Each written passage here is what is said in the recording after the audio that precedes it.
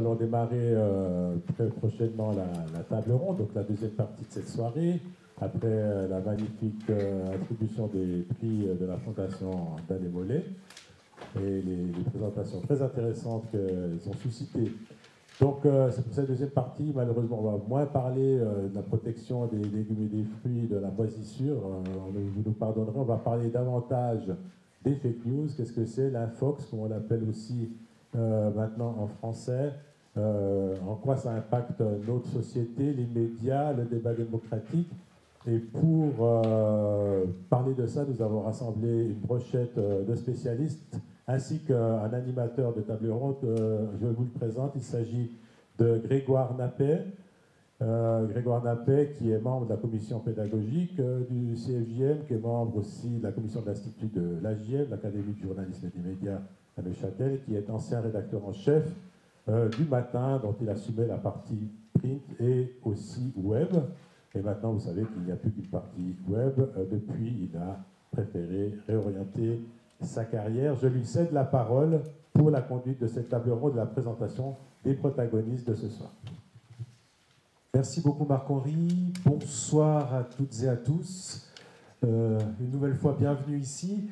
Alors on verra si on est très éloigné de la protection des aliments, parce qu'il n'est pas exclu qu'il soit aussi question d'une forme de moisissure, fût-elle au sens figuré du terme, et peut-être que vous vous retrouverez et que vous pourrez tirer certains parallèles dans ce contexte-là. Alors je vais peut-être commencer par vous présenter les personnes qui vont débattre ce soir de ce sujet. On va parler fake news, on va parler infox. Et comme l'intitulé qu'a voulu le CFJM, on va utiliser ce mot infox aussi peut-être pour ne pas contribuer à ce galvaudage de ce terme. Ça va être un des aspects de la discussion, ce mot fake news qu'on entend partout et sûrement à tort et à travers. Donc c'est assez bien trouvé d'avoir utilisé ce mot. Alors je vais commencer par vous présenter celui qui courageusement est venu s'installer devant face à vous. Jacques Savoie, bonsoir, professeur à l'Université de Neuchâtel. Vous travaillez, et vous allez nous l'expliquer parce que votre démarche est vraiment intéressante, entre autres choses à la détection du mensonge, un travail sur le langage et sur les codes de langage qui aident à détecter, à mi-chemin en technologie et psychologie, si je résume bien, les éléments de mensonge, les déviations de vérité, etc. On va y revenir assez vite. Merci d'être avec nous.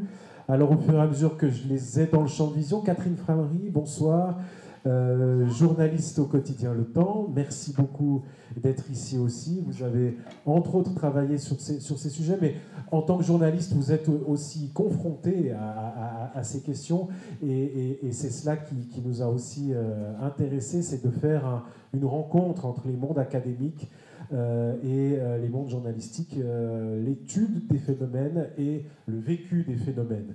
Et dans un autre registre journalistique, Philippe Laloux, bonsoir aussi, qui nous vient de Belgique, qui est rédacteur en chef adjoint chargé du numérique au quotidien Le Soir, qui est un grand quotidien belge, et qui est aussi professeur de journalisme numérique à l'IHECS, je ne voulais pas oublier de lettres, voilà, à Bruxelles. Bonsoir, merci d'avoir fait le déplacement, merci d'être là. Si l'on revient dans un registre plus académique, Madame Manquet Daniela Trèche, bonsoir, vous pouvez nous rejoindre également. Université de Lausanne, professeur associé, spécialiste plutôt des processus électoraux, hein, et on en parlait aussi, la fake news n'est pas directement votre champ de recherche, mais par contre, en tant que politologue, en tant qu'analyste des processus électoraux, vous êtes bien évidemment dans un champ de réflexion qui est pile dans ce contexte. Annick Dubié également, voilà, vous étiez là. Bonsoir Annick, professeure ordinaire à l'Université de Neuchâtel, directrice de ce fameux AJM dont Marc-Henri parlait tout à l'heure, l'Académie du journalisme et des médias. Ici, vous êtes au CFJM, c'est la filière de formation professionnelle, on va dire, des journalistes. Et puis Annick incarne la filière académique de formation de ces mêmes journalistes. Au final, on les retrouve dans les rédactions et on est bien content de les avoir. directrice donc, de cette AJM à Neuchâtel. Merci d'être avec nous et peut-être qu'aussi avec vous on pourra aborder, on va être à mi-chemin entre le journalisme et l'académisme en fait, et aussi dans la rencontre que vous avez quotidiennement avec les étudiants en journalisme, et donc avec une génération, comment elle fonctionne avec cela, comment elle le voit, ou comment elle ne le voit pas, parce qu'ils devaient être là, ces étudiants, et ils nous ont posé un lapin. Donc on va leur apprendre sans qu'ils soient là, et on leur imposera notre vérité, qui sera forcément bonne. Et enfin, je l'ai mis en dernier, parce qu'on l'a déjà pas mal vu tout à l'heure, hein, vous m'en voulez pas, Michael Bronstein, bienvenue, de nouveau bienvenue, et encore félicitations, heureux lauréat en tant qu'un des acteurs du projet Fabula qui a été tout à l'heure primé par la fondation d'Allais Mollet. Voilà, alors le casting est posé, merci à tous d'être là. Il est peut-être important pour commencer de définir les choses. Hein. La fake news, l'infox, qu'est-ce que c'est? De quoi parle-t-on exactement? Peut-être, Monsieur Savoie, entre autres, mais ceux qui se sentent l'âme de définir, faites-le. Mais j'ai pensé à vous parce que aussi à la lumière de la discussion qu'on a eue en préparant ce débat, comment est cette définition, comme ça à chaud ou à froid, de ce phénomène, afin qu'on ne se fourvoie pas non plus dans n'importe quoi durant ce débat?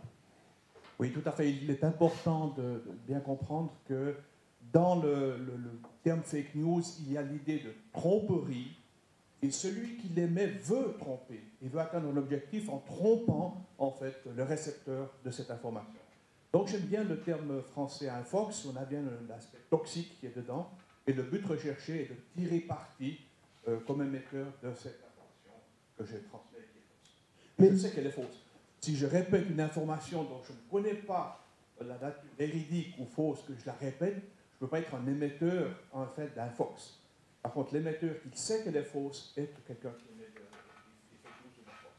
Alors, on reviendra effectivement sur la responsabilité non seulement de ceux qui émettent, des origines de ces infox, mais aussi des vecteurs, des individus qui se font médias parfois. Sur la forme, Catherine Framery par exemple, sur la forme de ces fake news, sur les vecteurs de diffusion, on pense évidemment réseaux sociaux, on pense canaux numériques, est-ce que c'est juste, c'est limitatif? Et puis, est-ce que c'est vraiment nouveau? Alors justement, je pense qu'il ne faut pas se tromper, c'est très ancien. Si on parle de propagande, des choses extrêmement concrètes qu'on peut retrouver encore aujourd'hui sur le net, par exemple, qui datent de la guerre froide, où vraiment il y avait une guerre de fake news mais, hallucinante, avec des choses qu'on voit aujourd'hui depuis qu'il y a Donald Trump, mais qui existaient déjà il y a 7 ans. Bien sûr que non, la propagande, elle est très ancienne. Les fausses nouvelles, elles sont aussi anciennes que les bonnes nouvelles, que les vraies nouvelles. Donc ça, il ne faut pas se tromper. Ce qui a changé, c'est évidemment leur mode de propagation, la vitesse de leur diffusion qui atteint des choses, enfin, des dimensions complètement nouvelles. Aujourd'hui, on peut vraiment diffuser à la vitesse de la lumière des nouvelles fausses et qui vont arriver à l'autre bout du monde et ça va être très difficile un petit peu de les contrecarrer. C'est ça qui a changé, c'est le mode de diffusion. Les nouvelles elles-mêmes, elles sont très anciennes. Après, vous parlez des réseaux sociaux, évidemment, c'est ça qui a tout changé.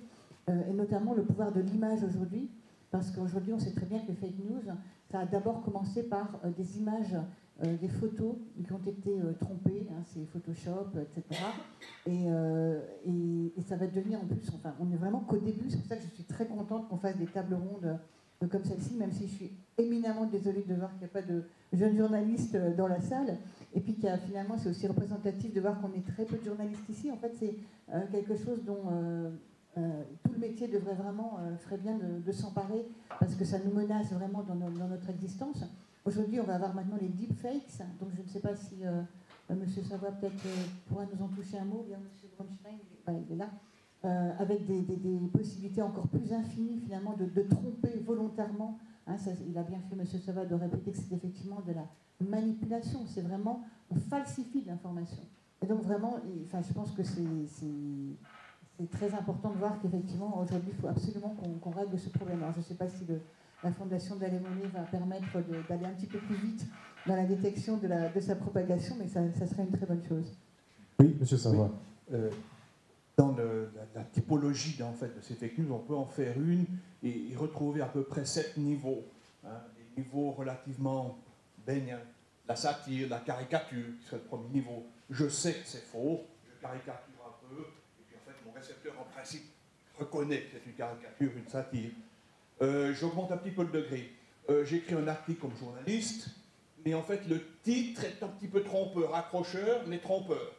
Ça ne reflète pas tout à fait le contenu. On est déjà aussi dans un degré léger, mais on est déjà dans un style, en fait, qui pourrait être traité d'intox. Ça s'appelle le marketing, non? Oui, mes collègues du marketing disent comment vendre des produits que les consommateurs ne veulent pas et qu'ils vont quand même acheter. Un degré un peu plus élevé, j'ai un contenu trompeur. Je rapporte, par exemple, qu'au Parlement, n'importe quel Parlement suisse, un certain nombre de députés n'ont pas voté cette loi. Forcément, ils étaient malades. Mais je ne le souligne pas, je omets cet aspect-ci. Donc vous avez une information qui commence à être un petit peu manipulée. Ensuite, on peut remonter un petit peu dans quelque chose qui est un peu plus faux. On a eu ceci en Suisse avec certaines votations où je trompe, où je caricature les statistiques, par exemple en montrant que dans quelques années, on aura plus d'étrangers musulmans en Suisse que de Suisses. Donc on a déjà vu ce genre de propagande qui sont déjà un degré un peu plus élevé. Rien ne vous empêche de continuer. Alors on va parler d'images ou de vidéos. Je prends une vidéo, par exemple, d'une rue en Irak avec des scènes un peu violentes, et j'explique que c'est en fait aux portes de l'Europe que ça se passe. Donc, fait réel, hein, enfin, ce qui s'est réellement passé. Ce qui s'est réellement passé, mais j'insiste, je modifie le contexte. Je vous présente une nouvelle dans un contexte qui est complètement différent, et bien sûr, évidemment, ça crée un certain nombre de paniques à ce niveau-ci. Je peux continuer en augmentant ceci en ayant, par exemple, le tout complètement fabriqué. Et avec les moyens que l'on a, relativement simples, peu coûteux, de créer des vidéos qui sont fausses, des images qui sont fausses, c'est un contenu qui est complètement faux. On a eu ça dans la campagne américaine. Vous avez par exemple des choses relativement simples, une photo de Madame Hillary Clinton qui serre la main de Ben Laden. Donc on sait que ça ne s'est jamais produit, mais c'est une information qu'on peut diffuser dans les réseaux. Donc on se rend compte qu'on peut avoir un certain nombre de degrés dans ces intox. Et ce qui est frappant et ce qui m'inquiète aussi un petit peu, c'est que dans les premiers degrés, le marketing politique en Suisse les utilise. On n'a pas, en fait, la limite d'être assez floue, de savoir ce qui est permis dans la satire, la caricature, et ce qui est vraiment interdit, la manipulation à 100% du contenu fabriqué et qui est faux. Mais donc alors, est-ce qu'on aurait eu ce débat, ou est-ce qu'on aurait eu l'idée de faire ce débat avant, en gros, 2016 campagne américaine, élection de Donald Trump. Puis on a l'impression que le mot est sorti de là. Je ne sais pas, le mot est sorti de là. Et puis finalement, avant, ça faisait partie de la vie, mais ça faisait partie des travers, entre guillemets, normaux de la vie. Est-ce qu'il y a un pic lié à ce contexte américain et à la propagation du mot qu'il a lui-même utilisé? Annick Dubié, par exemple, vous qui observez la marche des médias, la marche de ce travail, qu'est-ce que vous en pensez? Et peut-être aussi vous, Madame Trèche, parce que dans le contexte électoral, je pense qu'aussi on peut mesurer les pratiques et voir leur évolution. Mais peut-être Madame Dubié d'abord. Je vais laisser Anne-Kate Trèche répondre du point de vue politique. Moi, il me semble qu'il y a effectivement une forme d'augmentation, de plus grande explicitation, de plus grande violence aussi dans la manière dont on va pouvoir affirmer des nouvelles fausses, délibérément fausses, et en particulier dans la manière dont on va les adresser au groupe professionnel qui est concerné par elles, c'est-à-dire les journalistes. Et on assiste là, au fond, à un renouveau de la fameuse lutte entre les pouvoirs en place et les journalistes qui sont censés incarner le quatrième pouvoir, celui qui va leur résister, que ce soit Donald Trump ou d'autres politiciens qui ont plus ou moins versé volontiers dans le média bashing et dans le journalisme bashing. Il y a une radicalisation et une forme assez violente de remise en question de ceux qui font commerce de la recherche de la vérité, dont c'est le cœur de métier, c'est-à-dire les journalistes. Et donc le point de vue en guillemets politique, ou l'expérience politique là autour. Oui, donc effectivement, c'est l'utilisation des... Tenez-le comme ça. Donc c'est plutôt l'utilisation des stratégies des politiciens qui nous sont proches et puis surtout les répercussions sur l'opinion publique. Donc moi je souscris évidemment à tout ce qui a été dit. Donc je pense effectivement que c'est des nouveaux canaux qui ont permis une accélération, une amplification du problème. Mais je pense qu'il y a aussi de nouveaux acteurs qui sont entrés sur la scène parce que les médias sociaux, donc voilà, d'un coup, les acteurs ont accès peuvent diffuser leurs informations qu'ils avaient avant pas forcément accès aux médias traditionnels. Et donc là, avec Donald Trump, effectivement, donc, son utilisation, la virulence, ses accusations contre les médias, donc ça, je dirais, c'est un nouveau degré qu'on peut observer. On a toujours eu des questions, des débats sur l'objectivité ou le biais partisan des médias. Donc si on pense à la Suisse, l'UDC a toujours dit que la RTS, par exemple, était plutôt de gauche, ne diffuse pas forcément des informations objectives. Mais là, on entre vraiment dans une ère où maintenant un président américain remet en cause la légitimité des médias traditionnels. Et donc, ça, évidemment, ça a des répercussions sur la confiance aussi que les citoyens apportent aux médias qui sont censés aussi donner une base à leur formation d'opinion. Alors oui, tout à fait. Alors Catherine Fabry-Volontiers, puis ensuite Philippe Laloux sur cette... c'est bien, on peut s'arrêter un moment sur cette question médiatique. Mais je vous laisse enchaîner. Juste à propos de la révolution qu'ont entraîné les réseaux sociaux, il y a cette étude qui a été mentionnée tout à l'heure, qui est parue à la une de Science il n'y a pas très longtemps, au mois de mars, et qui étudiait vraiment les cascades des fake news sur Twitter. Donc ils ont étudié sur 11 années de tweets, en prenant toutes les mauvaises nouvelles, eux ils appellent ça les false news, ils ne disent pas les fake news, les false news.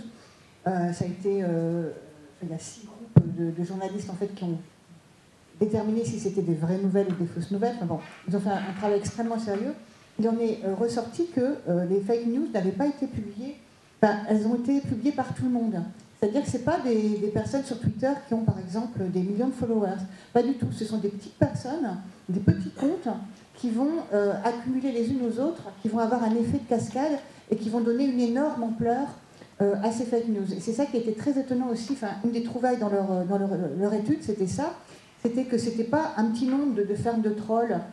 On parle toujours des Russes, des Iraniens, des Ukrainiens, mais il n'y a pas que ça, il y a aussi plein de petits comptes, plein de personnes vraiment individuelles, et c'est leur addition qui a fait qui a en fait un système de chevelure, de cascade, et c'est ça qui a donné énormément de résonance à ces fake news. Et ça, c'est vraiment quelque chose dont on n'était absolument pas conscient avant cette enquête-là, c'est-à-dire que c'est des millions de petits comptes qui alimentent finalement ces fausses nouvelles. C'est pour ça que c'est très compliqué finalement de les combattre, parce qu'il ne s'agit pas de couper les têtes, il y en a vraiment trop. Vraiment, Philippe. Oui, alors je vous passe tout de suite la parole. Je voulais parce qu'effectivement, ça nous amène à votre travail. On voyait dans votre présentation cette petite constellation de tweets, de retweets surtout, à la suite d'un tweet de Marine Le Pen, je crois, c'était comme exemple. Mais d'abord, Philippe Laloux, puisqu'on a évoqué avant l'exploitation politicienne de ces fameuses fake news, on les a définies, et on les a définies comme multiples sources. Et là, ce qu'on observe aussi, et ce que vous m'avez dit également observé en Belgique, et je pense que le constat est un peu partout, c'est la récupération du terme fake news par notamment la classe politique, et un réflexe qui est en train de s'instaurer pour dire si on critique ou voire si on dénonce, c'est une pression médiatique terrible, c'est les médias qui racontent n'importe quoi, c'est faux, etc. Et donc en Suisse, on le vit en ce moment, puisque sans tenir compte de la gravité ou de la véracité des scandales qui sont sortis, et donc de la responsabilité des politiciens différents, ils ont tous servi le même refrain, pression médiatique, etc. Donc, on fait tout faux. Marc-Henri, il enseigne tout faux à ses étudiants. Qu'est-ce qui se passe? Oui, donc c'est devenu le raccourci qu'on utilise pour exister dans une conversation, c'est de lâcher le mot fake news un peu à tort et à travers. C'est pour ça que c'est extrêmement important de bien définir le phénomène, et je pense qu'il faut un peu dramatiser aussi cette définition. C'est que une fake news, on entre ici dans un système qui a été totalement industrialisé. On est dans la grosse industrie, et une des forces du système, ce qui a permis, n'a pas permis justement à la propagande de la première guerre froide de gagner, enfin de vaincre et d'atteindre ces résultats, c'est qu'aujourd'hui, les fake news profitent de la crédulité des utilisateurs, des petits utilisateurs, pour être transmises. Donc la faille, elle est justement chez ces utilisateurs qui trouvent, j'arrive à la question, qui trouvent dans ces fake news un super écho en fait, à leur mécontentement, à leur mécontentement ordinaire, à leurs indignations. Donc on peut faire tous les efforts que l'on veut en termes de fact-checking. Si le fact-checking sert à convaincre, on va passer à côté. Parce qu'en réalité, les gens, hashtag les gens, souhaitent en fait entendre ce qu'ils lisent et le transmettent parce qu'ils y trouvent un écho à leur mécontentement. Et les politiciens, certains hommes politiques, profitent de ça. Et en premier lieu, les non-démocrates, c'est devenu l'arme des populistes que l'on dégaine, et ce qui montre que les fake news ne sont pas la cause des crises démocratiques, mais certainement un symptôme. On va utiliser ces canaux de transmission, ces capacités de viralité absolument inouïes pour accentuer cette méfiance qui s'est instaurée dans la population à l'égard des élites, des journalistes, de certains hommes politiques. Ce qui est inquiétant aujourd'hui. Donc ça, c'est la première menace directe, et c'est comme ça que sans doute les fake news ont pu atteindre leur objectif, je parle sous le contrôle des spécialistes ici, pour notamment l'élection présidentielle aux États-Unis ou pour le Brexit, c'est en profitant de ces failles-là. Mais le danger, plus selon moi, c'est que, pour la démocratie, puisque c'est le thème de la table ronde, c'est que l'on voit aujourd'hui des démocrates, comme mon Premier ministre en Belgique, Charles Michel, qui, ne maîtrisant sans doute pas la définition précise du mot fake news, s'attaque au phénomène par le mauvais côté, en fait, par le mauvais bout, et confond la fake news que l'on pourrait qualifier de news truquée avec une information qui lui déplaît, en fait. Et qui, parce que toutes les vérités ne sont pas toujours bonnes à entendre. Et donc, pourquoi je cite Charles Michel? Puisqu'il a annoncé il y a quelques semaines qu'il allait débloquer un fonds pour lutter contre les fake news et faire du fact-checking. Mais fact-checker quoi? Fact-checker quoi en Belgique? Les messages lancés par les fermes à trolls de Saint-Pétersbourg qui perturberaient le processus démocratique en Belgique? Non, puisque la Belgique est heureusement épargnée par ces phénomènes-là aujourd'hui. Et donc, on peut vraiment se poser la question de savoir si on n'a pas une banalisation de l'attitude de Trump, comme on l'a pu le voir à la Maison-Blanche, qui a exclu un des journalistes de CNN parce qu'il ne supportait plus ces questions. Et aujourd'hui, en fait, on va mettre un des risques, et comme on a pu le voir en France hier, qui a voté sa loi anti-fake news, c'est qu'on recrée une sorte de ministère de l'information, ce qui serait le pire remède aux fake news, c'est de mettre la presse sous cloche et fact-checker ceux qui sont censés fact-checker depuis la nuit des temps, c'est-à-dire fact-checker les journalistes. C'est un vrai souci et c'est un vrai danger pour la démocratie parce que ça accentue encore le fossé entre la population et ces fameuses élites.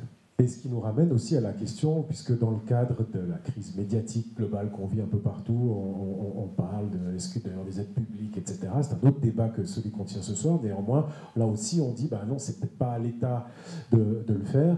Donc, si c'est pas à l'État, c'est à qui? Est-ce que c'est à la technologie, alors? C'est vous qui allez nous sauver des fake news, Michael Bronstein. Oui, c'est tout à fait. I think it's technology. I think it will be very optimistic to rely on technology to solve the fake news phenomenon. Zuckerberg was agreeing in the Senate hearings in the US. He was promising that AI will solve the problem and will solve the problem a few years from now. It is probably, well, he was obviously under pressure. I think it's much more of a global phenomenon that's happened. Basically, this transition has happened, and we are not ready for it. I think one of the main roots of it is basically the loss of trust. Now everyone, every user on Twitter or on Facebook can write something, and this opinion or this piece of information will be as valuable as something that is written by a professional journalist that is verified and fact-checked. And basically now, for example, politicians can say, this is fake news, I have not said it. Basically, there are many precedents of false information, so you cannot hold them accountable. So people are using it for advantage and disadvantage. I also wanted to say, basically, to remark on the previous comment of the spread and the media, social media platforms. Basically, it's probably correct to hold Facebook and other companies accountable, but not for the fact that they provide the platform. It is much deeper. So basically, the business model of these companies is to amplify content that we like. So Facebook will show us what we like, because that's how they sell advertisement. Now, this creates, maybe involuntarily, this creates an effect that basically we are exposed to the kind of information that we like to see. And Facebook knows about us much more than even our best friends or our spouses know about it. There is research that shows that actually Facebook knows about us a lot. So basically this amplifies these echo chambers, these communities where the news circulate and we are not exposed to other sources of information, so we confirm our biases and basically this distorts our perception of the world. Donc, si je résume à l'extrême, c'est la faute aux algorithmes. Mais est-ce que c'est pas aussi la faute d'un public, d'une partie du public qui ne fait pas l'effort de lire, de consulter les contenus, ou en tout cas de les consulter complètement, ou est-ce qu'alors on les a mal préparés, éduqués, mais comment être préparé à cette déferlante en quelques années, l'ensemble du phénomène numérique, hein, je ne vais pas vous faire le tableau de tout ça, vous le connaissez, vous le subissez comme chacun. Jacques Savoy, la responsabilité individuelle dans tout ça, parce que c'est facile de dire, sans du tout critiquer ce que vous avez dit, parce que c'est vrai ce que vous dites, mais c'est aussi facile de considérer que c'est seulement l'algorithme, les gens. Oui, comme je suis professeur d'informatique, je connais les algorithmes. Et en fait, je reviens en fait sur le succès de cette campagne électorale ou le succès de la Trump sur les réseaux sociaux. J'y vois 5 facteurs. Donc le premier, et tout le monde est concerné, on préfère la simplification. Vous êtes tous à regarder vite ce qui se passe dans le journal 20 minutes ou sur votre smartphone ou téléphone mobile, vite les petites nouvelles. Donc on a un biais en faveur des choses, des nouvelles qui sont relativement brèves. Deuxième chose, il y a une perte de prestige des autorités. Que ce soit aux États-Unis ou en Europe, on peut se rappeler qu'il y a un certain nombre d'affaires qui font que, oui, les autorités mentent. Troisième aspect, le coût extrêmement faible d'aller sur les réseaux sociaux. Mais si j'envoie une nouvelle sur un réseau social, ça n'y aura pas tellement de propagation. On a un quatrième aspect important, c'est les chambres d'écho que l'on peut créer par des systèmes informatiques qui en fait sont des comptes qui sont censés être des personnes, mais ce n'est pas des personnes, et ces comptes simplement relayent, rediffusent, amplifient un certain nombre de messages. Et derrière, je pense qu'un facteur qu'on oublie beaucoup, c'est l'illettrisme fonctionnel. Nos sociétés, par exemple en France, l'illettrisme fonctionnel touche à peu près 45% de la population. Qu'est-ce que c'est cet illettrisme fonctionnel? Je vous donne un texte relativement long, disons un article de Journal du Monde ou du Temps, et je demande après à la lecture, je vous pose un certain nombre de questions. Les personnes ont été capables de lire l'article, mais lorsque je leur pose un certain nombre de questions, elles sont incapables de répondre à ces questions. Donc on se retrouve avec quelqu'un qui sait lire, mais en fait il n'arrive pas à utiliser son bagage pour avoir un esprit critique, pour en faire des inférences et répondre à ces questions. Et ça, c'est un pourcentage qui n'est pas 3-4%, Et on a des pourcentages relativement élevés en France, on a les mêmes pourcentages aux États-Unis. Et lorsque le Washington Post, après l'élection de Trump le 9 novembre, demande pourquoi il y a eu pourquoi vous avez voté Trump, il y a une des personnes qui répond « J'ai enfin existé, j'ai pu voter ce que je voulais, Trump. » Contre les élites, contre le monde qui m'était proposé. Enfin, quelqu'un qui parle direct et qui parle franc. Oui, lorsque vous analysez la campagne électorale de M. Trump, il est complètement différent des autres. Il y a de différent. C'est des mots extrêmement simples. Qu'est-ce que ça change des mots simples? Vous êtes politicien, vous voulez parler par exemple de l'école, vous parlez des chaises et des tables, vous utilisez des mots simples. Vous parlez de fourniture scolaire, donc vous avez des mots plus compliqués. Trump préfère des mots extrêmement simples. Trump préfère des phrases extrêmement courtes. Il y a un problème d'immigration, je construis un mur, c'est réglé. Il y a des forêts en Californie qui brûlent, c'est de leur faute, ils avaient qu'à ratisser et enlever le bois mort. Donc on a des solutions extrêmement simples, des phrases extrêmement courtes, et ce qui distingue Trump des autres politiciens. Vous prenez le discours de Mme Hillary, on lui parle de l'immigration, qu'est-ce qu'elle va dire? C'est un problème compliqué, nous sommes un pays d'immigrants, il faut tenir. Les phrases s'allongent, et en fait, préférence pour la simplicité, elle n'est pas là.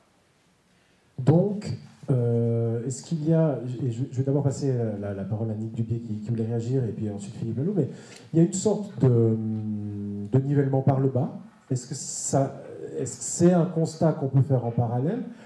En ce moment, je reconstruis des Lego avec mes enfants. J'ai ressorti les modes d'emploi Lego que j'ai gardés avec les pièces, hein, comme ça je peux refaire le truc, c'est passionnant, d'il y a 35 ans, 35-40 ans, 35 ans, et les modes d'emploi sont beaucoup plus expéditifs. C'est-à-dire que sur un numéro, vous savez, c'est décliné par phase, comme ça, par étape, et sur un numéro, il y a plusieurs pièces à mettre, il n'y a pas tellement d'explications, débrouillez-vous. Aujourd'hui, c'est 2-3 pièces maximum par numéro, et avec en plus le dessin de la pièce en haut pour savoir exactement ce qu'il faut poser. On est plus bête, alors. Est-ce que vous constatez ça avec les étudiants? J'espère que c'était pas trop... j'ai pas voulu trop dériver du sujet, mais enfin, il y a quand même quelque chose qui m'interpelle, là. Non, alors moi, je réagissais avec l'exemple qui a été donné tout à l'heure au niveau américain, que les choses simples passent jusqu'à un certain point, mieux ça n'est pas nouveau, que certains populistes s'emparent de choses très simples pour faire passer des messages, ça n'est pas nouveau non plus. Il y a quand même, il me semble, deux questions qui se posent à ce niveau-là. Au niveau américain, pourquoi les personnes que le professeur Savoie évoquait disaient « j'ai voté Trump », c'est parce que les journalistes se sont rendus compte aussi qu'ils avaient oublié d'aller les voir, qu'ils s'étaient complus à observer les réalités qui étaient les leurs, les réalités urbaines, des réalités new-yorkaises, médiatiques, qu'ils avaient oublié d'aller se promener dans la Rust Belt, dans la Bible Belt, etc. Donc il y a évidemment des questions qu'on doit se poser. Il ne s'agit pas de faire retomber la faute sur les journalistes. Ils sont confrontés à un phénomène difficile face auquel, à mon sens, ils ont été pendant un certain temps sidérés, effarés de voir qu'on pouvait, avec autant de mauvaise foi, s'attaquer à ce bien public qu'est la recherche de la vérité et pour lesquels ils sont hautement qualifiés. Ça, c'était ma première nuance. Je ne voudrais pas qu'on tombe dans une forme de catastrophisme, tout est mieux avant les jeunes. Parce que ma deuxième nuance, c'est celle qui concerne les jeunes. C'est-à-dire que très vite, au-delà de ce discours, ça va être, en fait, les jeunes ne lisent plus les Lego. Moi aussi, j'ai fait des Lego dernièrement avec mes enfants. Je n'avais pas mes anciens modes d'emploi de Lego. Mais ce que je constate, c'est qu'ils prennent un moment le mode d'emploi et puis très rapidement, ils s'en détachent, ils sont créatifs, ils reconstruisent d'autres modèles sur la base de ce qu'on leur a suggéré, ils inventent. Bref, ils ne font pas comme nous, ils ne communiquent pas comme nous, ce qui ne veut pas dire qu'ils ne savent pas ce que vaut une information vraie, qu'ils ne sont pas en demande. La Suisse est bien positionnée pour savoir que même si tout le monde n'a pas voté, la réponse à nos bilagues nous traduit une envie et une volonté de disposer d'informations fiables, intéressantes, vraies. Ces jeunes, nos jeunes journalistes que nous formons assidûment, qui sont eux aussi sidérés, parce qu'ils sont comme tout le monde. Les journalistes, l'intérêt, parfois le problème, c'est qu'ils vivent dans la société de laquelle ils rapportent la vie. Ils ne sont pas épargnés par les difficultés que nous avons, mais ils sont extraordinairement intéressés par les moyens renouvelés d'y répondre. Et je termine, je ne vais pas monopoliser la parole, mais une des erreurs qu'on a sans doute faites face aux fake news, c'était d'essayer de démontrer le contraire, ce qui ne marche pas, ce qui marche très mal. Alors il y a évidemment l'éducation, je pense qu'il y a quelque chose à faire là, mais l'éducation au sens beaucoup plus large que ce qu'on entend, et pas seulement les jeunes, et l'éducation aussi aux nouveaux modes de transmission. Et je voulais rebondir, puisque mon collègue de Savoie évoquait la satire. Je pense que une des voies de renouvellement journalistique, de résistance aux fake news, ça peut être l'humour et la satire. Regardez l'effet qu'a fait le dessin de Chapat sur l'administration Trump, quand il a osé caricaturer l'armée américaine aux portes du Mexique. Ça ne leur a pas plu du tout, et c'est très difficile à saisir, presque beaucoup mieux que de dire « vous mentez, taisez-vous ». Alors, Philippe, là, vous vouliez réagir, et on reviendra aussi avec vous un peu sur l'aspect lié au contexte électoral. Mais je vais essayer d'être bref et clair. Si vous m'accordez 5 secondes de poésie, je ne pense pas que ça fera du bien, ça toujours du bien. Je pense que les gens ne sont pas plus cons aujourd'hui qu'avant. C'était ça. C'est juste ça. Par contre, il y a un certain nombre de nouvelles compétences à acquérir, fatalement, puisque les moyens de communication ont évolué, et que la rapidité à laquelle ils apprennent est surprenante. Et certainement, il suffit de voir comment ils se débrouillent sur Fortnite, et moi, ils me mettent une raclée tout de suite parce que je ne maîtrise pas. Donc, ils ont un autre type d'intelligence.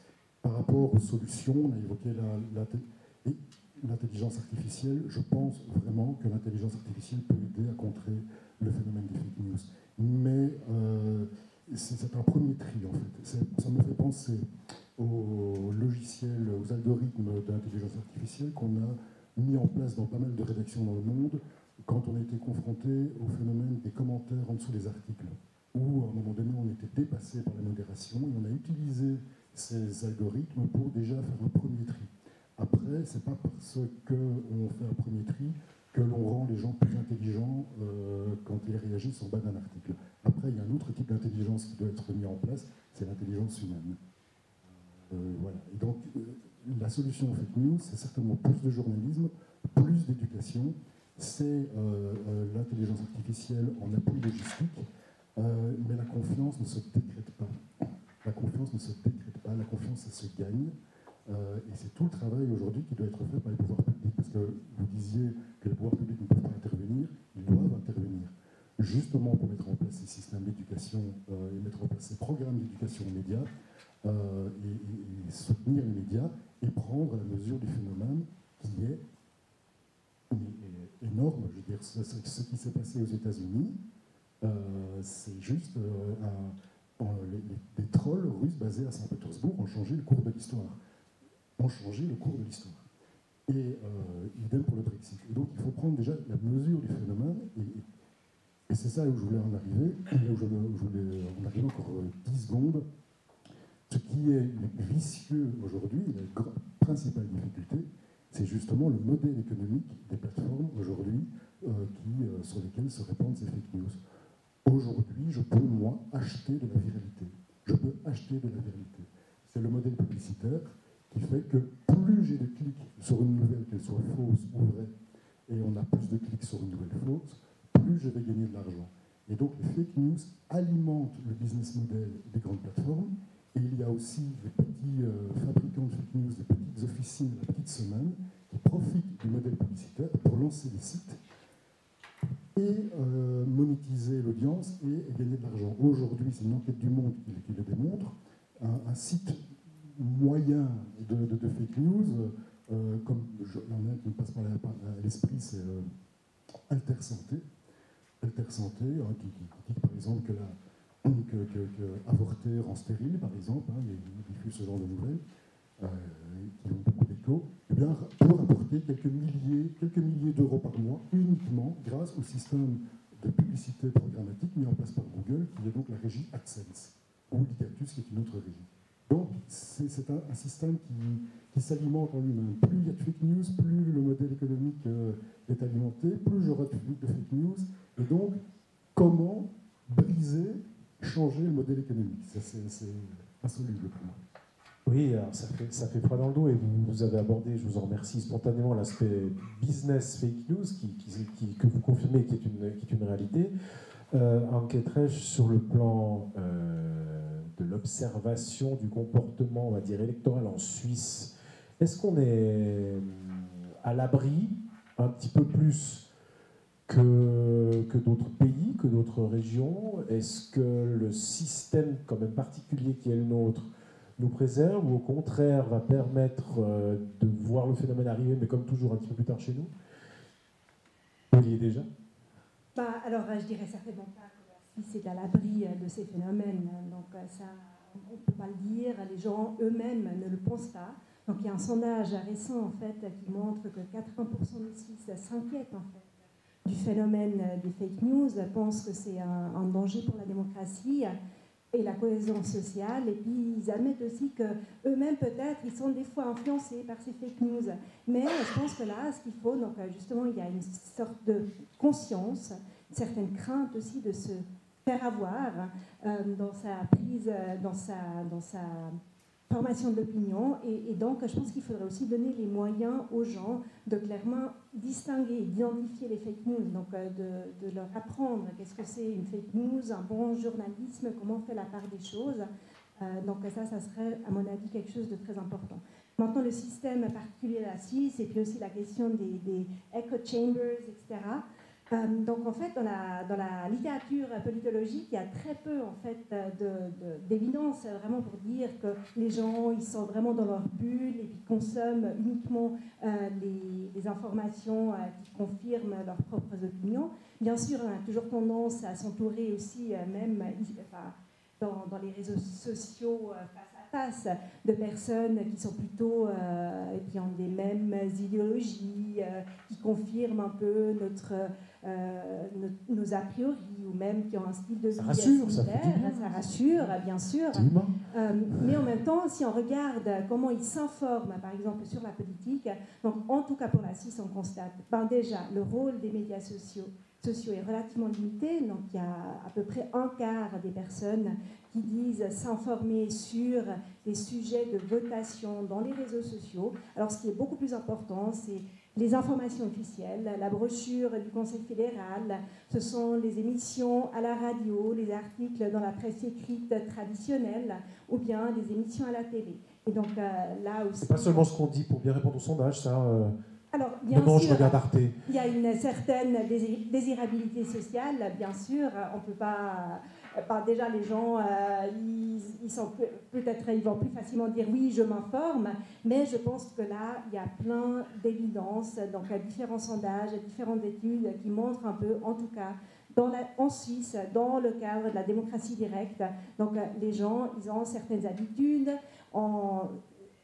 et puis on s'informe dans différents canaux, et finalement c'est aussi les attachements partisans traditionnels qui jouent un rôle plus que souvent les informations qu'on va rencontrer durant une campagne électorale.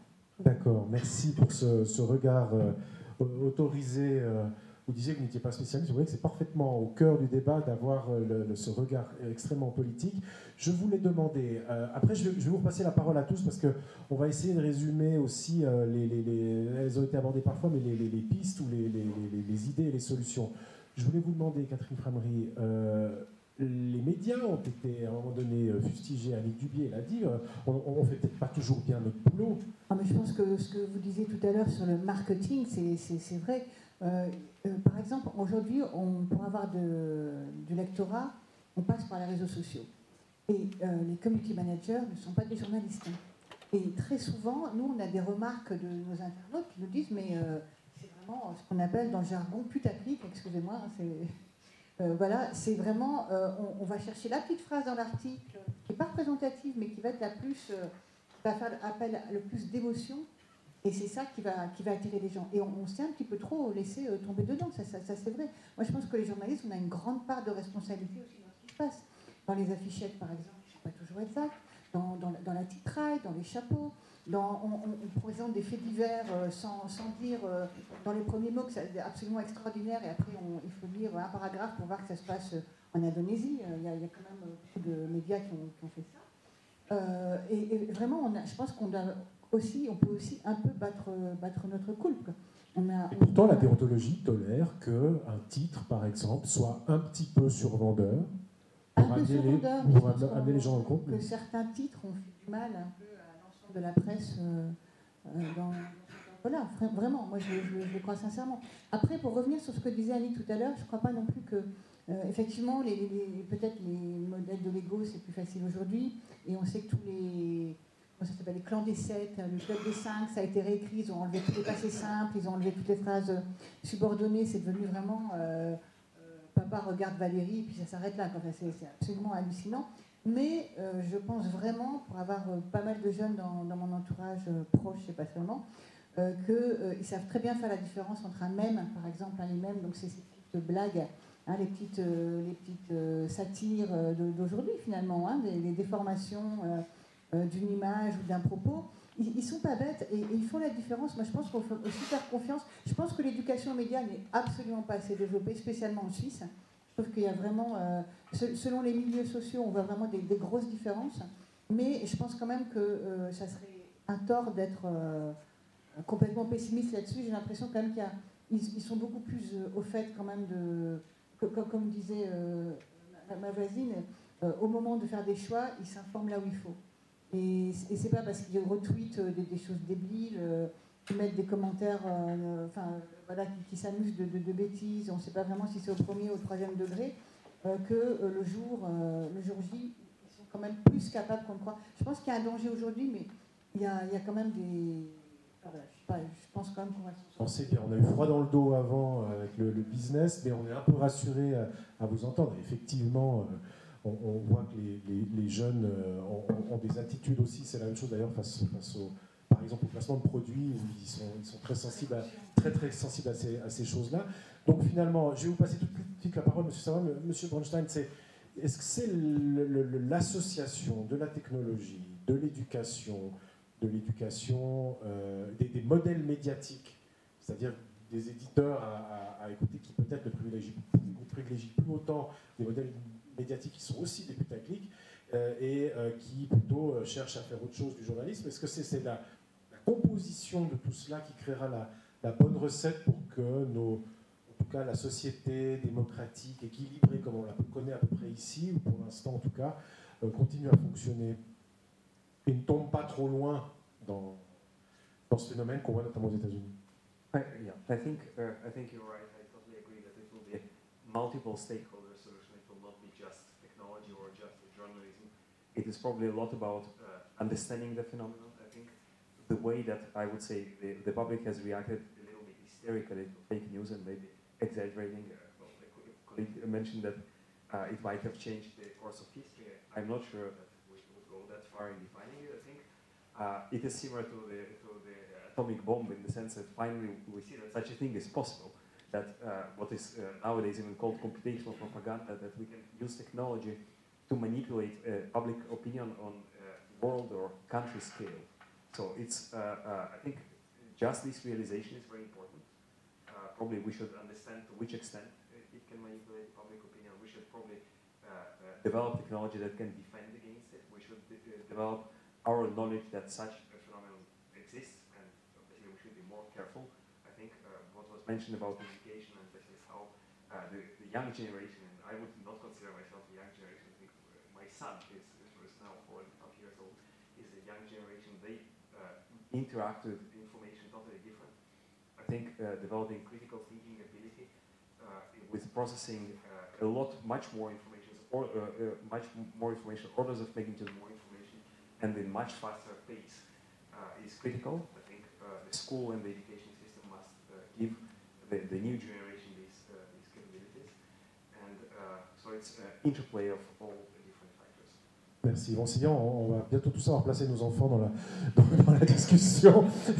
C'est bien. Alors, ce que je propose, c'est que peut-être, en guise de première conclusion, comme ça on va avoir quelques minutes aussi pour les questions, vous puissiez soit répondre, si vous le souhaitez, à l'une ou l'autre chose, mais également nous donner votre regard sur les pistes, j'ose pas dire le mot solution, parce que je pense que c'est trop complexe pour sortir comme ça le mot solution.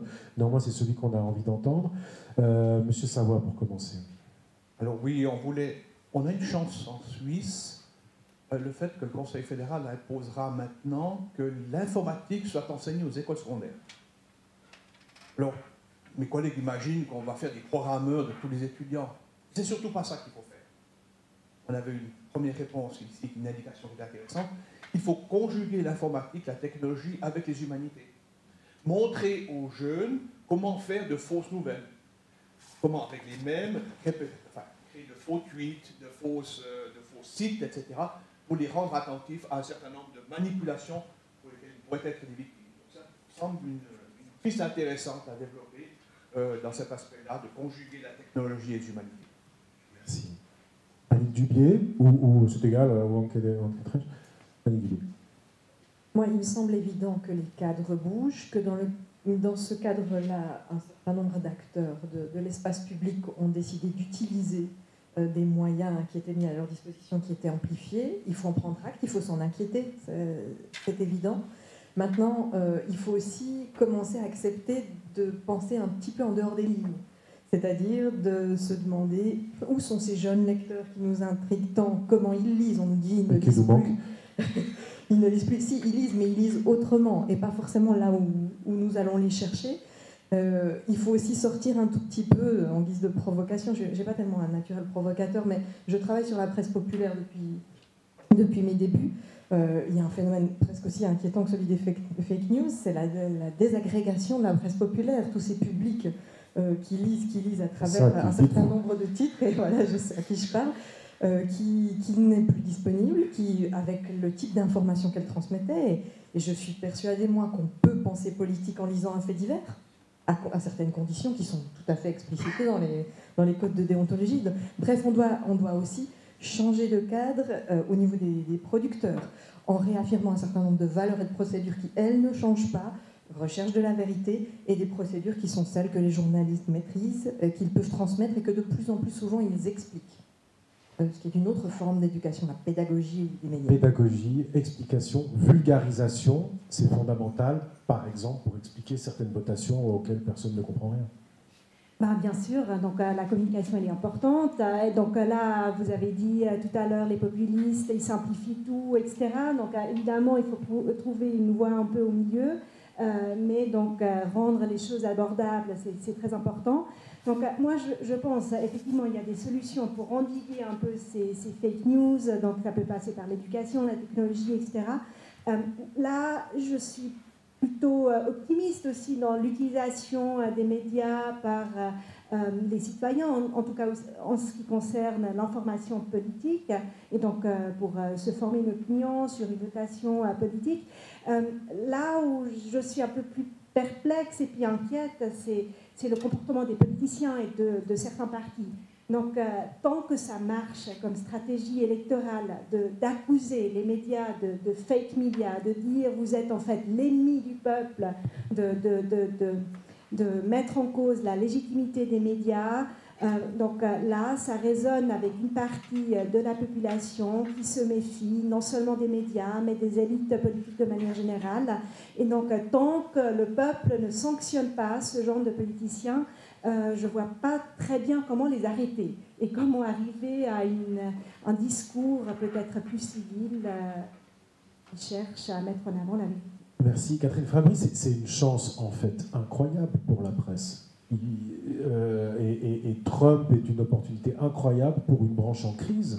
Donc il faut qu'il soit réélu et que ça continue comme ça pour qu'on puisse encore plus démontrer que nous sommes le rempart contre ce genre de choses. Enfin, je dis nous, la presse. Alors, on est le rempart, mais il faut mériter d'être ce rempart. Et pour ça, quand on parlait tout à l'heure qu'il n'y aurait pas de solution unique, hein, mais il y aurait un faisceau de critères, il y aura plein de choses qui vont participer à ça, il faut vraiment que la presse s'en sorte. Aux États-Unis, on parle beaucoup de critical thinking, hein, donc la pensée critique. Et par exemple, une des solutions qui est imaginée aujourd'hui, qui a commencé d'ailleurs à mettre en œuvre Facebook, je ne sais pas si vous êtes sur Facebook maintenant, vous voyez quand il y a des posts qui s'affichent, il y a un petit onglet qui dit pour en savoir plus sur cette source, en savoir plus sur ce média. Mais il n'y a qu'à cliquer, c'est juste hallucinant. Alors, par exemple, j'avais regardé, j'étais tombée sur un article du matin.ch, et donc ça renvoie à la notice de Wikipédia qui est complètement, qui est pas à jour, par exemple. Hein. Il y a aussi alors un article du Temps, on nous disait encore édité à Genève. Ça fait juste 4 ans qu'on est parti à Lausanne. Donc, même quand ils essayent de réparer des choses, ils n'y arrivent pas, quoi. Et le critical thinking, il faut bien voir aussi que ça va nous concerner, nous. C'est-à-dire que quand on apprend... Enfin, moi, je fais pas mal de formations dans les lycées, par exemple, dans des établissements, dans des écoles, tout ça, ou auprès de professeurs. Et on leur dit, mais il faut apprendre à vos élèves à vous poser la question des sources. Et c'est très bien, en fait, ils nous répondent exactement la même chose. C'est pas parce que vous êtes Le Temps, c'est pas parce que vous êtes le New York Times qu'on ne doit pas mettre aussi... et ils nous prennent à notre propre piège. C'est-à-dire qu'en fait, c'est pas parce qu'on a cette étiquette de médias mainstream, de médias installés, médias historiques, qu'on va être cru sur parole. Il faut aussi, à chaque fois, vraiment faire la preuve que ce qu'on écrit, c'est vrai, quoi. Qu'on n'exagère pas, qu'on a vérifié. Et ça, c'est vraiment important parce qu'en fait, quand on leur dit « faites marcher votre esprit critique », il faut qu'on soit les premiers à pouvoir en être victimes, je dirais, à vraiment qu'ils nous questionnent sur notre fonctionnement journalistique. Et ça aussi, c'est peut-être pour ça aussi qu'il y a beaucoup, et j'en finirai là, aujourd'hui, de demandes de making-of. Comment est-ce que vous avez eu cette interview? Qui est-ce qui a payé pour ce voyage? Comment vous avez... Et là, je parle des journalistes, je ne parle pas de votre voyage. Mais on nous demande de rendre des comptes sur la fabrication de l'information. Et moi, je trouve ça très simple. Philippe Laloux, donc, si je reprends le titre de notre rendez-vous d'aujourd'hui, menace ou chance pour la démocratie, mais j'ai aussi envie de dire, dans la foulée de Catherine Frévry, menace ou chance pour le journalisme, pour l'information, pour les médias. Je crois qu'il faut prendre la mesure du phénomène. C'est une vraie menace pour la démocratie pour l'instant, parce qu'on n'a pas encore trouvé la solution. Et il faut vraiment prendre la mesure de ce danger. C'est une chance pour les médias, qui pour l'instant en fait un argument marketing. Et c'est pour ça que je rebondis sur ce qu'on disait, que oui, les médias sont responsables. On a fait du putaclic et de la pompe à clic, comme moi je dis, parce qu'on pensait que c'était la pompe à fric. On était là au tournant des années 2010-2012, jusqu'au jour où on s'est rendu compte que le modèle du gratuit ne fonctionnait pas et que le gratuit, la monétisation par la publicité ne pouvait pas financer un journalisme de qualité. Donc aujourd'hui, la plupart des médias, comme Le Temps, les médias de qualité, ont basculé dans des modèles premium et la fake news ne se vend pas. C'est la grande différence entre la vraie nouvelle à valeur ajoutée et la fausse nouvelle manipulée, truquée. La première va devenir de plus en plus payante parce qu'elle a un coût. La deuxième est extrêmement démocratique et très bon marché à produire. Moi, j'ai assisté à une démonstration de fabrication de deepfake, comme une fausse vidéo. Ça a mis un quart d'heure. Et un bête ordinateur peut y arriver. Et donc, ce modèle, il est gratuit. Donc, c'est une chance pour la presse aujourd'hui d'utiliser l'argument de la fake news. Regardez, nous, on fait du vrai journalisme vérifié et pour sauver son modèle économique et revendre de l'information. Dans ce sens-là, oui, c'est une chance. Est-ce que ça va sauver la démocratie? Un des dangers, c'est que nous, journalistes, dans des journaux, on va dire, de qualité sans prétention, on prêche des convertis, en fait. Et qu'on ne prêche que des convertis. Et donc, la responsabilité, elle est collégiale, et en fait, l'enjeu de société, il est immense. Ça concerne tant les entreprises technologiques, je veux dire, qui apportent des solutions, que les grandes plateformes technologiques qui doivent remettre en question leur modèle économique, qui n'est pas tenable. Ça concerne les hommes politiques qui doivent rétablir des conditions de concurrence entre le vrai et le faux, entre les producteurs de vraies informations et de fausses informations. Ça concerne l'éducation, les profs, les parents, les journalistes. Et donc, pour moi, le mot-clé, je termine par là, le mot-clé en 2019, ce sera la confiance. Il faut restaurer la confiance. Il y a eu une première bulle Internet qui a explosé il y a une vingtaine d'années, c'était une bulle financière. En 2018, c'est la bulle, la confiance qui a explosé. Il va falloir, justement, en garantissant plus de transparence, nos journalistes, plus de transparence sur les plateformes pour dire qui a financé la viralité de cette fausse information, qui. Voilà, et pareil pour les hommes politiques. La confiance, c'est le mot. Rétablir la confiance. La fake news ne se vend pas. Je trouve que c'est un des pitchs, si j'ose dire, qu'on peut retenir aussi. Michael Bronstein, en tant que bon lauréat, vous avez le mot de la fin, en tout cas de cette partie avant les questions. Votre conclusion à vous? So I would like to agree with my colleague that I think trust is extremely important. It has been, well, if not demolished, at least damaged, very mortally wounded, I would say, by recent political forces in the United States especially. So it probably doesn't regard only the media, it regards in general, basically, post-truth. Basically, how can we trust anything? Everything can be put into doubt. So probably all the ecosystem will have to reinvent itself. It will probably take some time and maybe some trial and error, but it's probably necessary because what exists now is not working. Espérons que ça n'aille quand même pas trop lentement, vu les enjeux sur la démocratie et vu les gens qu'on voit parfois arriver au pouvoir. Voilà, merci. Je crois que c'était vraiment intéressant de croiser les expériences et les regards sur ces questions. Est-ce qu'il y a des questions cette fois dans la salle sur ce sujet? J'ai un petit peu débordé sur le temps, mais on prend quelques minutes pour vous écouter aussi. Ça peut être des remarques, ça peut être des contributions. Voilà, je savais que vous trouveriez matière à...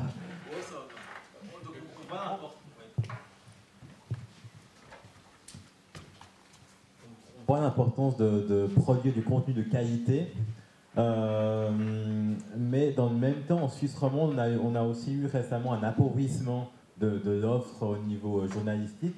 Donc comment est-ce que vous voyez un petit peu les moyens d'infléchir cette tendance pour continuer à produire du journalisme de qualité et en suffisance en Suisse romande? Je ne sais pas qui veut répondre, je ne suis pas légitime pour c'est peut-être bien un regard extérieur, ça peut être intéressant. Catherine Frenry, vous qui êtes dans le paysage journalistique, non, vous savez. J'aimerais bien avoir la réponse. Non, mais je suis modérateur, mais j'étais un acteur de la presse romande et je pense que d'un côté, vous avez un ou plusieurs éditeurs qui peut-être sont en train d'aller tellement loin que ça ne va plus être leur core business, comme on dit, la presse. Et que donc ça va nuire, ça peut continuer à nuire à encore une partie du paysage médiatique, en tout cas en Suisse romande. Et je pense aussi à l'échelle de la Suisse. En parallèle, vous avez toute une série d'acteurs ou d'idées, de gens qui réfléchissent à ce qu'ils peuvent faire. Le problème, c'est peut-être encore trop en niche. Le problème aussi, c'est que si on parle que de la Suisse romande, on n'a pas 2 millions d'habitants. Donc c'est la ville de Lyon, en gros. Et en termes de masse critique de marché, il va être extrêmement compliqué de continuer. Par contre, si on regarde les forces vives, et si on regarde ce qu'est le journalisme, les forces vives, elles sont incarnées ici au CFJM, qui continue à se battre pour faire ce travail, et qui a aussi, lui, le défi de dépasser les problèmes de la presse, eh bien, moi, je suis quand même confiant sur le fait que des choses peuvent émerger ou continuer. Et je pense qu'un des enjeux, et je ne le dis pas en tant qu'ancien rédacteur en chef du Matin, mais par conviction aussi, on est baigné là-dedans, c'est la presse populaire que moi j'aimais appeler de qualité. On peut penser ce qu'on veut du Matin, on peut penser ce qu'on veut de 20 minutes, c'est les deux gros acteurs populaires là. Après, 24 heures, Nouvelliste, etc., c'est une forme de presse populaire aussi, elle est régionale, mais c'est quand même là, entre autres, que réside une des clés. C'est que si vous n'avez que la presse que je refuse d'appeler de qualité, mais de référence, ou que si vous n'avez que de la presse qui a plus de moyens pour faire des choses un petit peu plus en profondeur, ça ne va pas non plus. Et il faut une presse qui vulgarise, il faut une presse qui explique, et il faut une presse qui sait lire les émotions, qui sait les mettre en scène, qui sait les raconter. Le journalisme, c'est l'émotion aussi. Et l'émotion, ce n'est pas forcément un marketing mal placé. Alors, je sais que je ne réponds pas forcément à l'inquiétude que vous ressentez dans votre question, mais il y a des pistes à creuser, et puis surtout, il y a un flambeau à tenir et un espoir à tenir par rapport à l'avenir du métier et de la presse en Suisse romande. Voilà. Juste abonder dans ton sens, pour dire que l'émotion, il ne faut pas la laisser justement à ceux qui sont en train de tailler des croupières à la recherche de la vérité. Elle appartient à tout le monde et on a pendant longtemps aussi, et dans le milieu journalistique et dans le milieu académique, considéré de manière normative une bonne manière de s'informer dans l'espace public, et puis qu'après, il y avait le tout venant. Si vous voulez vous consoler, vous dire que l'histoire passe, relisez la presse de masse, même française, de ses débuts, hein, les faits divers de l'époque, avec les faits divers illustrés, le sang qui coule sur les gravures, à l'époque où la photographie ne s'est pas encore installée. On avait le culte du détail horrible, on avait toute une tradition de presse qui était évidemment critiquable dans un champ qui n'était pas encore focalisé sur les valeurs actuelles, mais de là à dire que les situations et les problèmes que nous connaissons sont totalement nouveaux et d'une forme de dégénérescence, c'est faux. Et les théories normatives ne font pas toujours du bien à l'espace public, à la démocratie, que ce soit chez les journalistes ou chez les académiques. Elles ont leurs vertus, elles permettent de réfléchir, mais elles rendent aussi aveugles sur un certain nombre de points. Et la presse populaire, le fait divers, la gestion de l'émotion en font partie. Plaisir, régulier. 5 secondes pour oui, vraiment bien sûr. abonder dans l'ensemble. Donc, je ne suis pas suisse romand, je suis belge. Mais c'est un vrai défi, évidemment. Pour moi, il y a deux axes. Je l'ai dit tout à l'heure, plus de journalisme, ça tombe relativement bien. Que l'on soit dans une rédaction régionale, un journal dit populaire, un pure player, les journalistes sont formés pour faire leur métier et ils ne demandent que ça. On leur donne les moyens de faire leur métier. Plus de journalisme, ça va permettre de résoudre une partie du problème. Le deuxième axe, il est plus difficile parce que c'est un changement culturel dans les rédactions. C'est fait depuis la nuit des temps que les journalistes sont sur un piédestal et parlent à un public très large en délivrant des messages de manière verticale. Les journalistes doivent descendre de leur piédestal et devenir un maillon de cette chaîne d'information sur les réseaux. Et c'est très difficile, cette transformation mentale, que ce soit pour des vieux journalistes, avec tout le respect que je me mets dans les vieux, mais même, je suis prof de journalisme aussi, mais même pour les étudiants que j'ai en face de moi, qui s'imaginent à la une du journal Le Monde en train de délivrer leur message. Et la clé, elle est là, et les médias, aujourd'hui, les services marketing ne les aident pas parce qu'on ne connaît pas nos lecteurs. On ne connaît pas les lecteurs. On a des chartes éditoriales, mais en fait, on n'a pas de charte des valeurs de nos lecteurs. C'est quoi leurs valeurs? Et on ne les connaît pas, en fait. Voilà. Je crois que les propos venant de Belgique peuvent s'appliquer un peu partout, il me semble. Question, monsieur. Encore une question. Alors, j'ai pas de micro, mais je peux parler fort. Moi, j'ai beaucoup apprécié ce débat sur un sujet qui est effectivement très très brûlant. Pourquoi les fake news ou l'infox a autant de succès? C'est bien simplement, c'est qu'elle touche, on en a parlé, elle touche aux émotions tout de suite. En plus, elle alimente et renforce les opinions et les croyances de la population. Et dès qu'on a quelque chose qui nous renforce, on adore tous avoir raison, bien sûr, et tac, on retweet, et tac, on repartage. Et ça fait boule de neige. C'est absolument fou. Il y a une chose que vous avez dit, j'ai oublié votre nom, professeur, mais vous avez dit quelque chose de fort intéressant, et quelque part, j'ai compris que les journalistes étaient trop intelligents. Bah oui, quand je vois qu'il y a 45% d'illettrés ou de population qui ont un illettrisme fonctionnel fort, c'est qu'à un moment donné, et vous l'avez dit vous-même, on n'est peut-être pas redescendu au niveau des gens. Et pour moi, un journaliste, c'est quelqu'un qui informe. Bien sûr, qui dit la vérité, normalement. Mais informer, il y a une tentation dans informer. Dans informer, il y a former. Former les opinions, par exemple. D'où la presse d'opinion. Et quand on parle de vérité, d'objectivité, là, j'ai des problèmes. Et quand vous parlez des populistes, Dieu sait qu'ils ont été cités largement. Est-ce que tous les populistes sont des imbéciles? Je pense que ce sont des gens mal informés.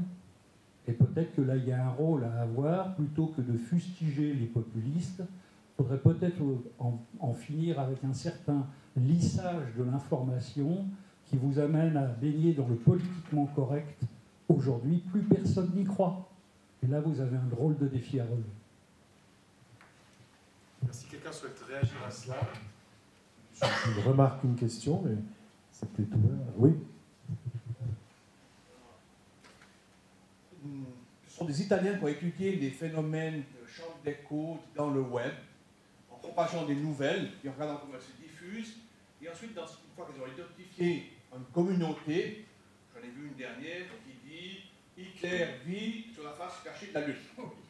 Alors maintenant, ils ont essayé de dire comment il faut combattre cette communauté qui, en fait, est en dehors de ce qui est raisonnable. Ils disent si on essaye d'émettre des messages qui vont à contrario, fois que je suis dans la communauté, j'essaie d'inclure des messages qui sont en contradiction, très vite je suis exclu de la communauté.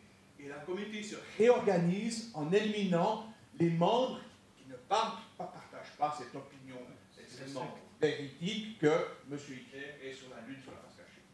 Donc c'est ça le problème, c'est que c'est extrêmement difficile de pouvoir les supprimer, parce qu'elles se réorganisent pour maintenir en fait cette pseudo-vérité. J'avais une toute dernière demande, je pense. Ah, et madame, alors vous permettez que je sois galant. On va faire vite, une question, et puis ensuite, monsieur en concluant. If you don't mind, I'm going to ask my question in English. Several of you have talked about the American midterm campaigns.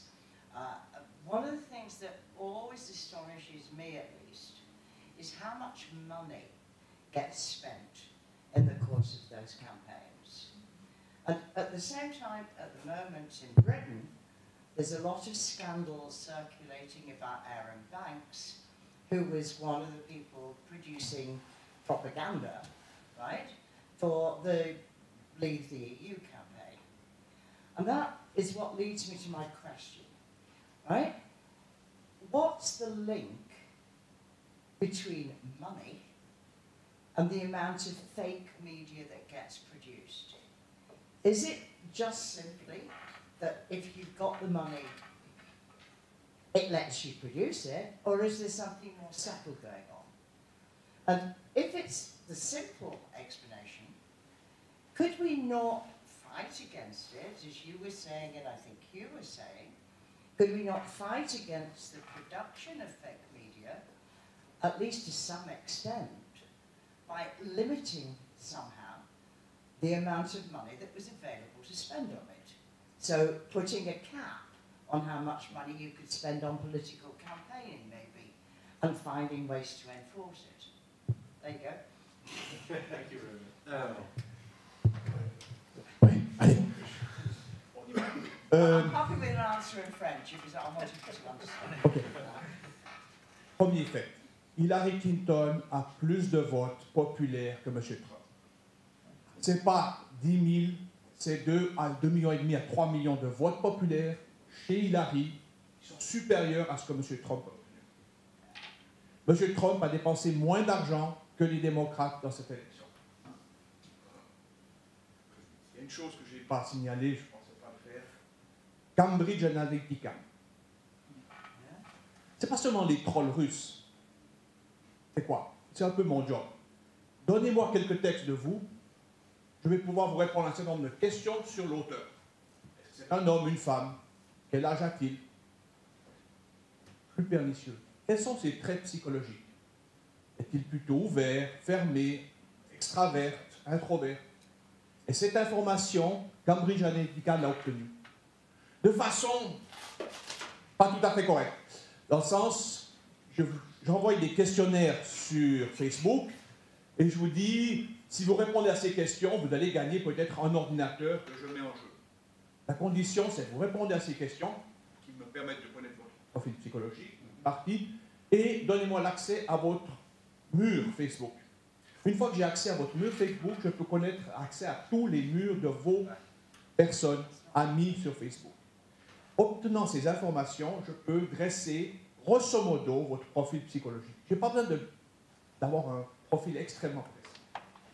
Et 2-3 psychologues américains qui travaillent dans les universités ont dit que c'est extrêmement dangereux. Nous avons fait le test avec ceci. Nous avons vendu un produit de beauté, très innocemment. Et si la personne était qualifiée que quelqu'un d'extraverti, la publicité à lui envoyer pour acheter mon produit était en fait Lady Gaga qui dansait avec 2 ou 3 personnes. Donc vous aviez une foule, une communauté, et la personne extravertie se sentait en fait dans cette communauté. Si à l'inverse, vous êtes une personne qui est plutôt introvertie, l'image de la publicité que je vais vous envoyer, c'était vous-même, enfin une jeune personne, devant un miroir, qui se maquillait.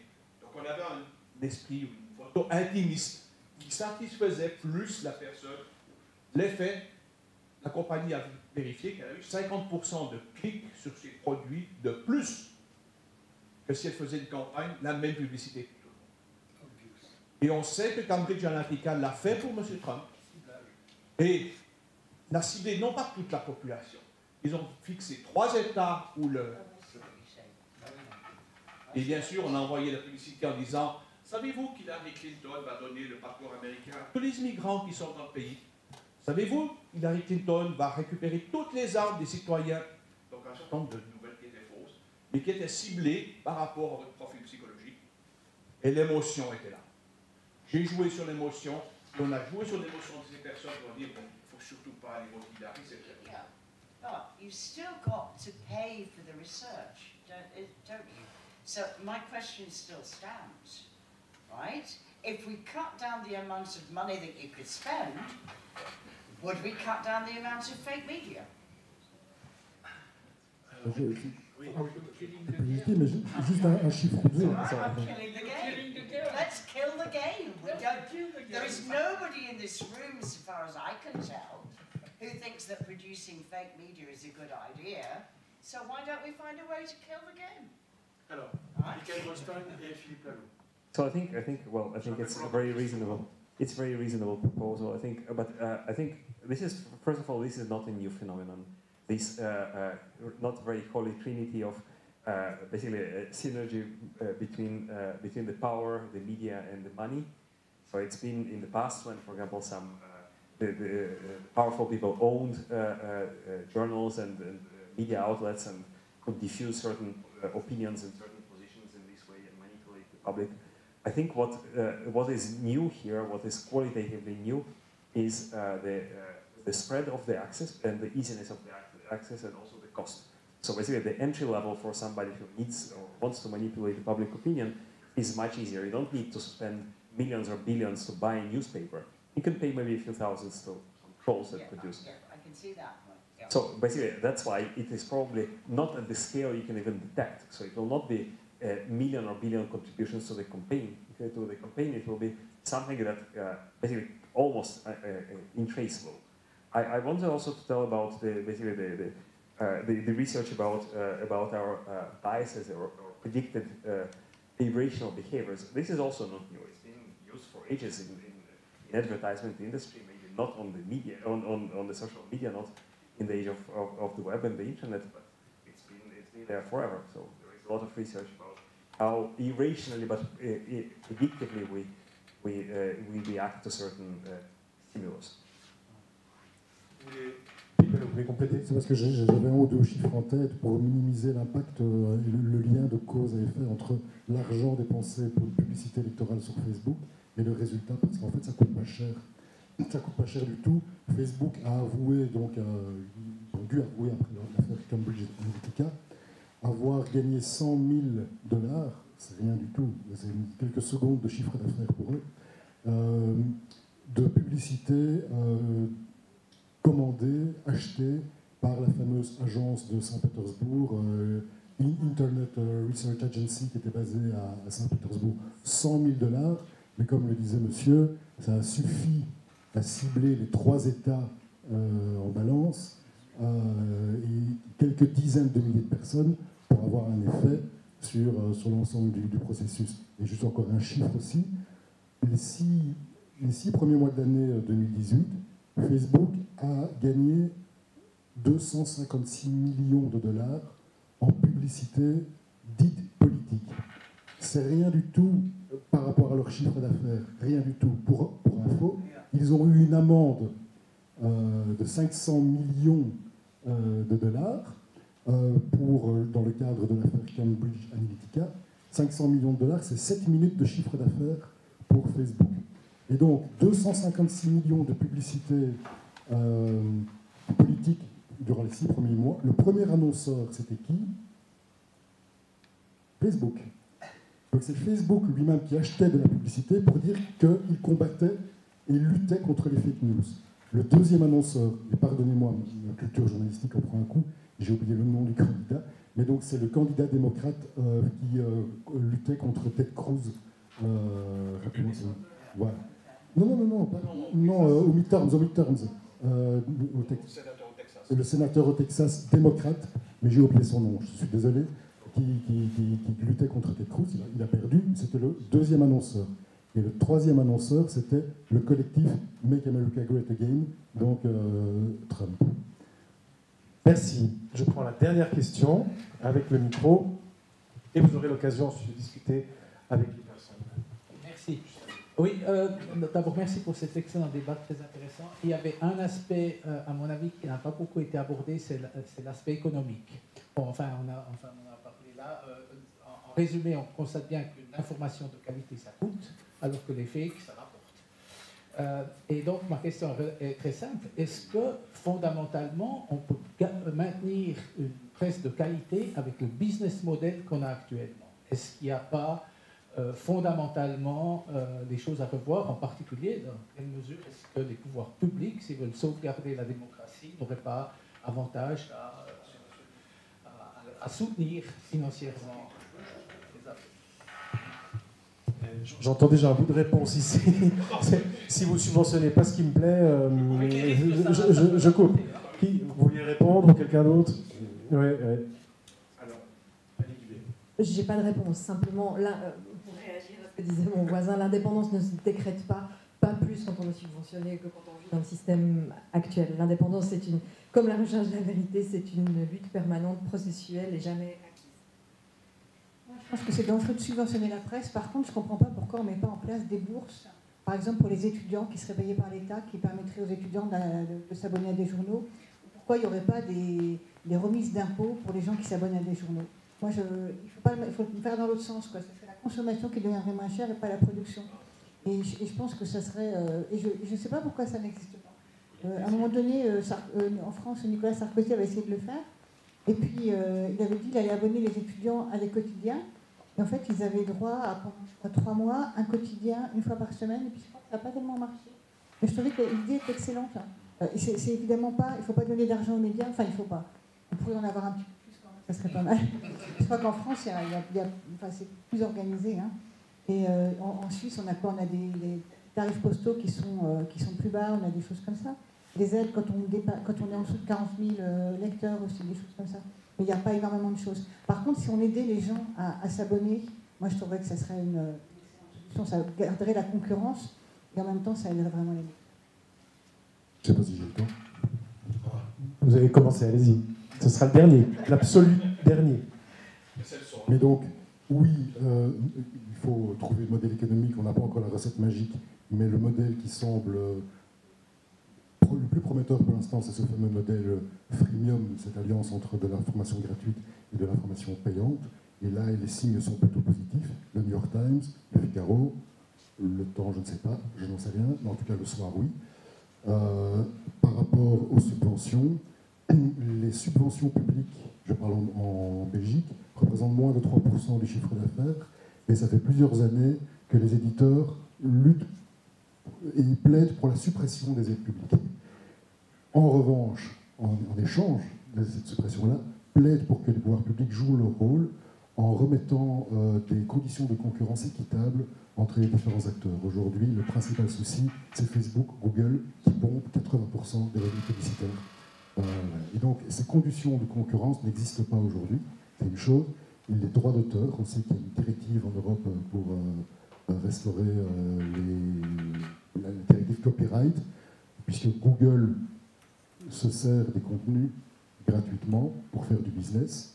Comment faire en sorte que Google puisse rétribuer les éditeurs qui fournissent ces contenus pour son moteur de recherche? C'est différentes pistes. Merci beaucoup. C'est bien parce que la discussion partant de l'Infox nous a amené à l'avenir de la presse, nous a amené à l'avenir de l'information. C'était normal, mais c'était particulièrement fort sur ces dernières questions.